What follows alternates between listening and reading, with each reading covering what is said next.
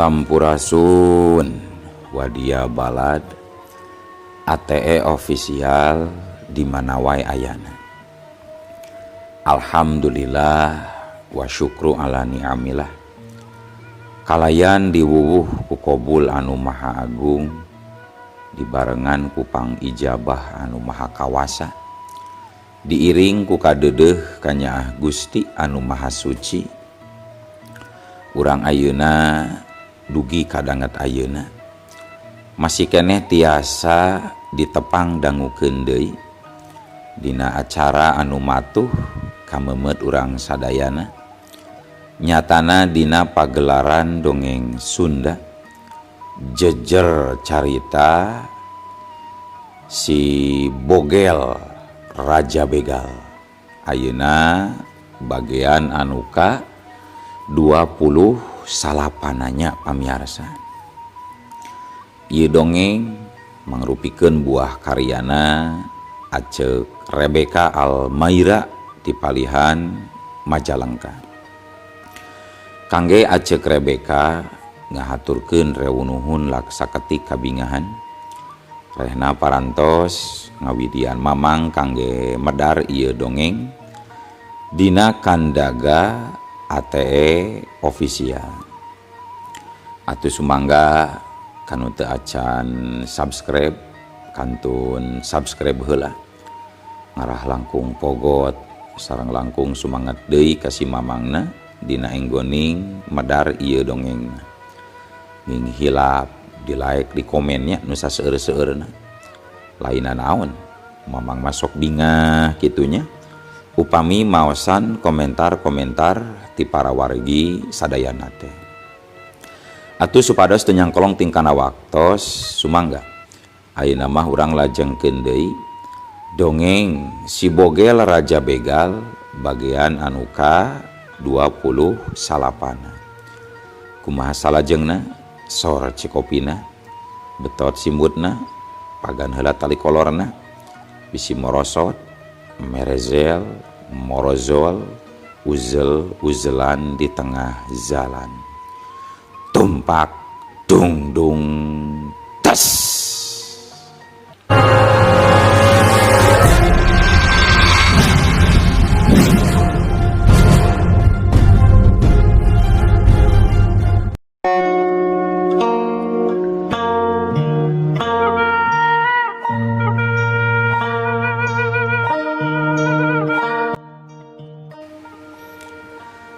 Para wargi sadayana wanci geus maju kaburit, kalong jeung lalai mimiti rabeng haliber nyamberan remetuk, manuk buweuk geus loba anu areuntreup dina dahan caringin sorana sing aruweuk,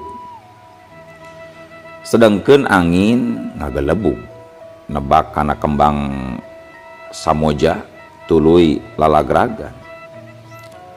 Kayaan di pangjaratan beuki lila beuki geueuman karasana. Tapi si Bogel henteu yeuh ingkah ti dinya, panonna mencrong kana rentulna batu jahul tetengger makan. Ari pikiranana kumalayang ka awang-awang nerobos hibarna layung nyuruwuk ka alak paul. Aing hayang taubat, tapi embung diberok sebab pasti bakal lila. Aing salaku gembong begal, pasti hukuman leuwih ti 18 tahun. Malah bisa saumur hirup atawa meureun bakal dihukum mati. Aing tacan siap ari kudu nyorang hukuman seperti kitu mah. Ceuk si Bogel ngagerendeng ngomong sorangan. Ras inget kana pipaeheun sieun bisi paeh dina kaayaan tacan tobat. Rek kumaha engke tanggung jawabna di akhirat. Aing saurang jalma anu lamokot ku dosa, pagawean ngabegalan banda batur unggal poe, ngajakan barudak ngora jadi balad ngebegal aing. unggal poe aing ngahakanan rejeki tina hasil nu haram, maraban anak tina nu haram, ngaresikuan pamajikan ladang anu haram, malahan pamajikan aing nepi ka binasana alatan polah aing, balad-balad aing di markas loba anu barinasa, pasti aing oge bakal kababawa dosana. Si Bogel jadi terus ngabaceo bari ngarasakeun hate anu sing serede. Ras inget kana caritaan guruna baheula waktu di pasantren, masih keneh kadenge nongtoreng.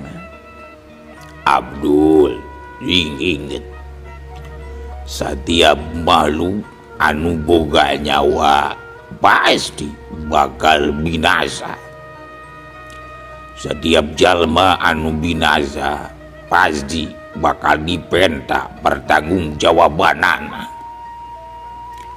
Waktu hirup digunakeun keur naon, eueuh deui pangrugi-rugina jalma nyaeta jalma anu dipanjangkeun umurna tapi lampana dina jalan anu salah. Abdul sing inget maneh, setiap langku lampa pasti bakal aya balitunganana, saletikna amal aya catatanana. Caritaan guruna nu eta ngadadak nongtorengan deui sing celengeng dina ceulina. Ras deui manehna inget nalika dirina kaluar ti pasantren, harita guruna teu nyaritana naon, tapi tetepan guruna nu seukeut asa nurih kana jajantung, tetepan anu pinuh ku rasa kuciwa. Atuh sageruk we si Bogel ceurik, hampura abdi mama, abdi jadi murid mama anu durhaka, teu nurut kana papatah ti mama. Ras deui si Abdul ingat ka sobat dalitna nyaeta si Andris anu baheula balad masantren, anu mana si Andris kiwari mah geus jadi ajengan. Aya rasa kaduhung dirina geus megatkeun tali sosobatan gara-gara saurang awewe nyaetana Nyi Ela pamajikan ajengan Andris. Dris hampura dewek euy, dewek nu salah henteu jujur ka maneh ti baheula. Ras deui si Bogel inget kana gelenyuna, kana imut ngagelenyuna Nyi Ela. Nepi ka kiwari hatena sok paksa seblak lamun inget ka Nyi Ela teh. Malahan salila ieu manehna teu wani nyandung dina hatena, dina nyandungna oge pasti kudu ka Nyi Ela. Lamun harita aing anu leuwih ti heula nagrakeun rasa ka anjeun Ela, meureunnan anjeun ayeuna teh jadi pamajikan aing. Panungtungan si Bogel ras ingat ka pamajikanana anu geus tilar dunya, alatan katembus dadana ku timah panas. Najan anu jadi sababna katembak ku polisi, tapi apaan gara-gara manehna anu silih tembak jeung pihak polisi. Wati Nyai anu geulis bojo akang, hampura akang, hampura Nyai. Segeruk deui si Bogel ceurik, malah ceurikna beuki ngahinghing rada tarik. Akhirna reup kaian bumi alam jadi poek lantaran panon poe geus surup mubus ka pangbalikanana. Jung harita si Bogel cengkat tuluy ngalengkah leumpang muru ka hiji makam anu make cungkup. Maksudna mah manehna rek ngadon sare di dinya, pikeun manehna geus taya kasieun ari ku juri atawa ku dedemit siluman silemin mah. Anu dipikasieun ku manehna kiwari nyaeta sieun beunang ku pihak polisi. Barang nepi ka makam nu aya cungkupan, sup si Bogel asup ka jero. Najan ukur remeng-remeng katingali di deket makam teh aya amparan. Kabeneran pikeun si Bogel sebab bisa ngagoler dina amparan samak pandan. Nya geus kitu mah golehe we. Si Bogel langsung ngagolehe di gigireun makam bari meuremkeun kadua panonna. Tapi kajen panon diperem-peremkeun oge ari hate mah anggar nyaring. Pikiranna cus cos wae ingat kaditu kadieu. Ingat ka pamajikan anu geus binasa, ingat ka anak anu keur malas santren, ting kumaha engke kahareupna. Sedangkeun cacing dina jero beuteungna karasa menta diparaban, nepi ka beuteung kukurubukan. Sabab ti beurang mula tacan manggih dahar. Waktu terus nyerelek maju ke tengah peuting. Nyakira wanci tumake atawa jam 11 peutingan. Harita disaluareun pangjaratan katempo aya 2 urang jalma sing juringkang leumpang. Nu saurang mah aki-aki, leumpangna bari mawa senter anu rada nyir. Ari nu saurang deui mah masih ngora keneh. Paling umuran kurang ti 40. Anu ngora mah dina sirahna teh nyuhun boboko anu eusina mangrupa sasajen. Aya sangu bodas, bakakak hayam, tuluy aya cai susu, jeung sagarupa aya rokok sabungkus. Malahan duit oge anu di amplopan kana amplop bodas. Akhirna eta 2 jalma teh asup ka pakuburan. Leumpangna ngajugjug ka hiji makam anu make cungkup. Sing horeng 2 jalma eta teh anu kolot minangka Ki Kuncen. Ari nu ngorana seorang jalma anu boga hajat paniatan nyaeta arek munjung menta beunghar ka kuburan anu make cungkup. Anu katelahna makam Mbah Buyut Terong Pewet. Barang nepi ka hareupeun cungkup pok Ki Kuncen uluk salam ka kuburan. Ramburadun Mbah Buyut, ieu sim kuring bade ngadeus gamba, ceuk Ki Kuncen.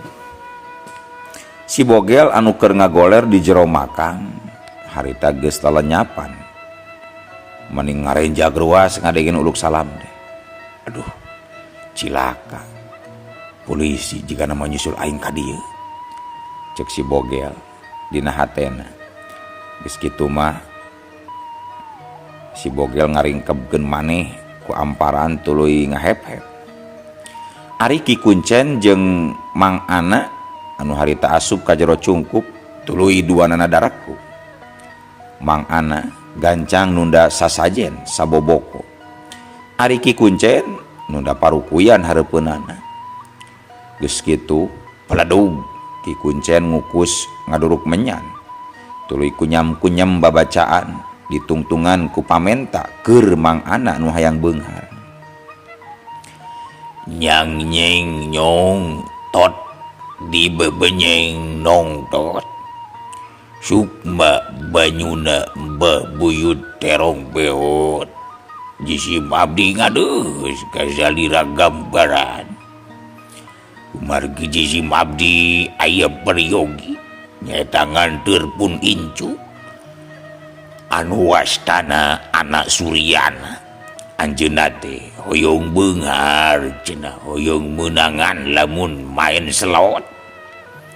Mugi we Mbah Buyut kersa ngabantos kana kararapot pun incu ieu, ceuk Ki Kuncen norowelang macajang jawokan ditungtungan ku ngajak ngobrol ka makam. Ku si Bogel didengekeun manehna anu tadina sieun lantaran nyangka nu datang teh polisi, tapi geuning heug nu datang teh jalma nu rek munjung. Atuh si Bogel jadi hayang seuri.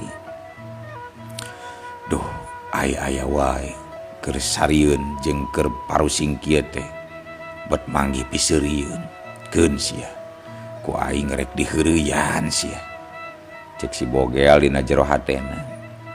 Geus kitu mah si Bogel ngomong bari mengkek irung ngarah sorana ngirung.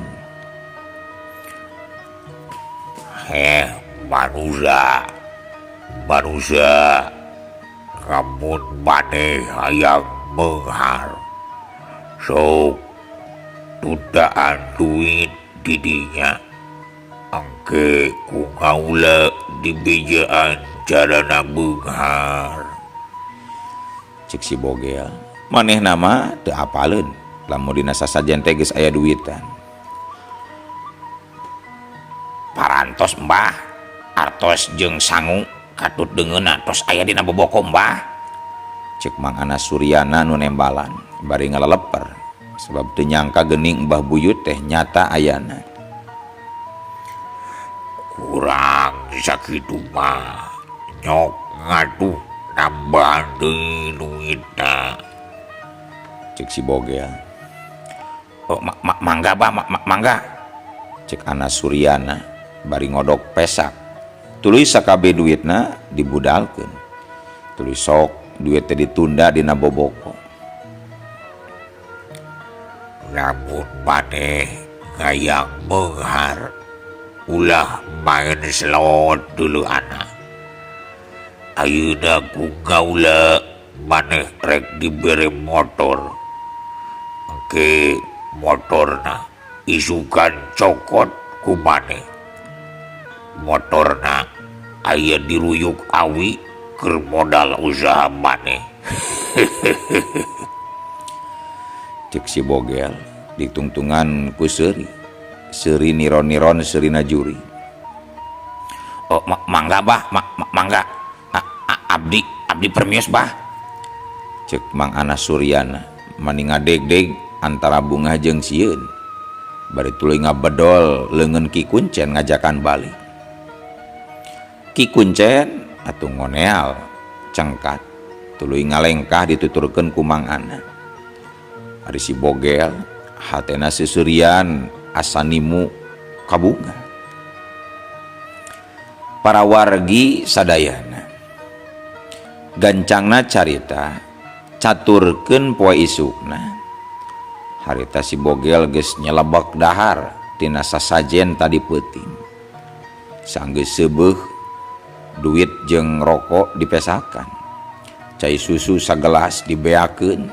Geus kitu mah si Bogel gura-giru indit ninggalkeun eta pangjaratan. Lempangna mapai-mapai kebon anu bala. Sedengkeun motor mah cul bae ditinggalkeun. Da motor meunang ngabegal ieu jaba geus eueuh bensinan. Ayeuna si Bogel lempangna maju ngulon nuturkeun arah panon poe.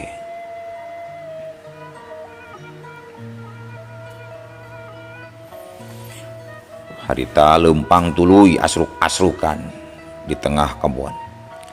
Kesang geus maseuhan awak. Sedengkeun sabaraha poe teu mandi, awak si Bogel jadi beuki kucel tur dekil. Untungna samemeh jadi jalma beunghar, manehna teh saurang jalma sangsara. Jadi ayeuna panggih deui jeung kasangsaraan teh teu matak aral teuing. Wanci tengah poe ereng-erengan masih terus si Bogel kukurusukan teu boga tujuan. Anu tadina hayang numpi di leuweung sancang teh dipicieun. Sabab rek kumaha carana bisa nepi ka ditu jeung rek naon deui ka leuweung sancang siga Prabu Siliwangi wae. Leuweung lamun bisa moksa ceuk pikir si Bogel. Beteungna mimit ti karasa lapar deui, ti korona lok-lokan tuhureun ka garingan. Sedengkeun tacan wae manggihan walungan anu ngocor. Sabaraha walungan anu kaliwatan gararing ukur batu jeung kesik anu ngayah abong keur usum halondo. Tapi barang lengkahna kaluar ti eta leuweung breh dibeh kulon katingali aya tangkal kalapa. Atuh si Bogel gagancangan lempang reg we sanggeus nepi ka tangkal kalapa si Bogel eureun laju ngalaan heula sapatu terus terekel we si Bogel nerekel naik nepi ka luhur. Gancang si Bogel metikan buah kalapa tilu siki anu masih daugan anu sumedeng jeung anu kolot hiji. Nya geus kitu mah golosor tuluy si Bogel ngagolosor turun. Anu daugan gancang ditojos ku curugna ngagunakeun kakuatan anu kapibanda. Cos cer. Cai daogan mancar regot-regot diuyup. Si bogel asa katumbu umur deui. Teu salah ucapan mama guru baheula. Lamun jalma tacan kuduna panggih jeung ajal, pasti rezekina kudu maha kawasa masih ditangtukeun. Buktina wae aing geus sabaraha kali ngalaman ampir kalaparan, ampir kahausan. Tapi geuning sok aya we jalana keur manggih dahareun jeung inumeun teh. Ceuk si bogel. Setik saeutik hatena jadi kabuka deui. Ucapan guruna marucung hul deui dina ingetanana. Sanggeus cukup reureuh bari ngorowotan kalapa. Akhirna si bogel nuluykeun deui lengkahna. Kalapa nu kolot di bawah hiji keur bekel. Harita si bogel lempang deui ngasruk tanpa tujuan. Cag urang tinggalkeun si bogel anu keur kalunta-lunta. Ayeuna urang caturkeun di Cikijing Pak Atma mitohana si bogel. Sanggeus menang sabulan ti kajadian anakna binasa katembak ku polisi nyata Nyiwati pamajikan si bogel. Ayeuna Pak Atma jadi robah parangina, jadi robah kalakuanana. Anu tadina sombong jeung pelit ka bina-bina jadi handap asor jeung berehan. Pak Atma pasok rajin sodakoh ayeuna mah. Budak yatim sok diberean duit, jompo-jompo osok disantunan ku duit jeung sembako.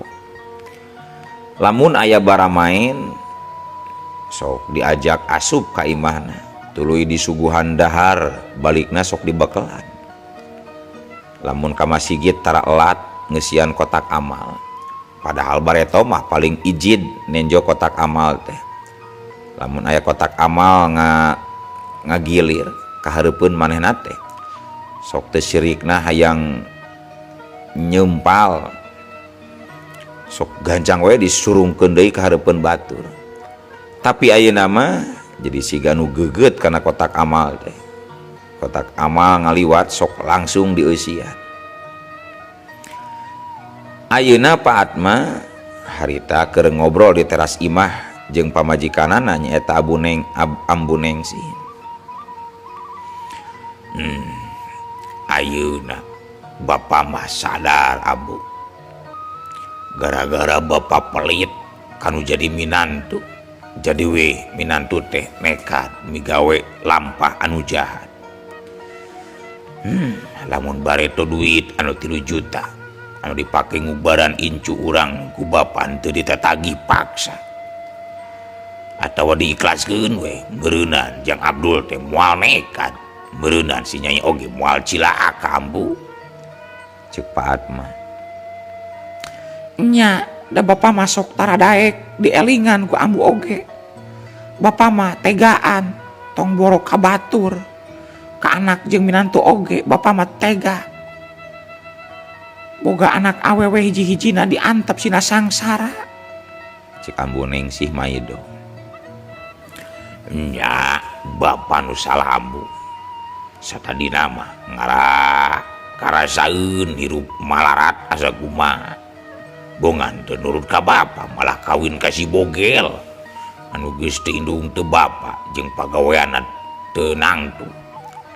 Tapi ayeuna bapa jadi sadar kaduhung bapa geus nyangsarakeun maranehna. Ceuk Pak Atma. Nya ayeuna mah geus karuhan kajadian atuh bapana. Anak urang geus taya di kieuna. Bapa ayeuna karibager we ka batur. Urang nguruskeun nuluykeun incu. Ngabiayaan incu anu keur masantren.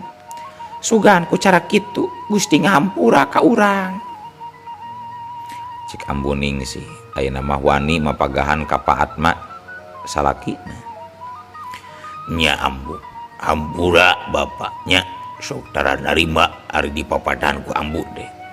Keun masalah incu mah urang tuluy ku urang dibekalan. Beberieun indungna geus eueuh bapana teh kumaha nasibna.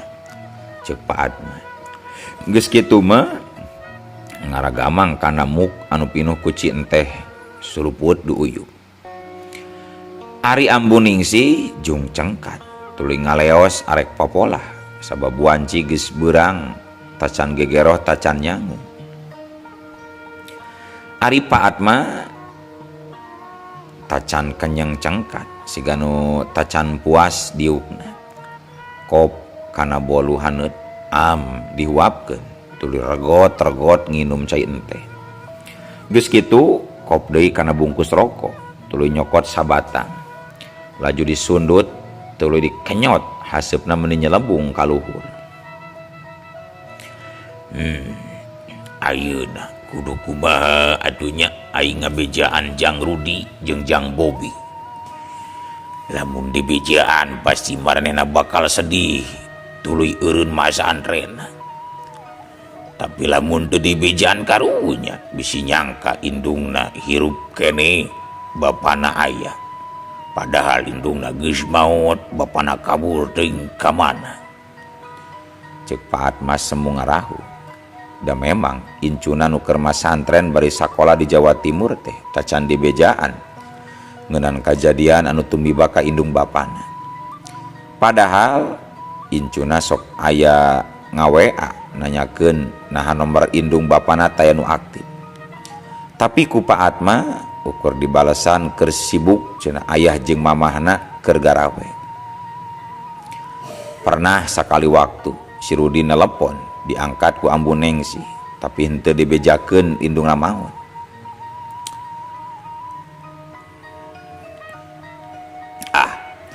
Kewe sabulan deui marek dilongok ku aing ka pasantren.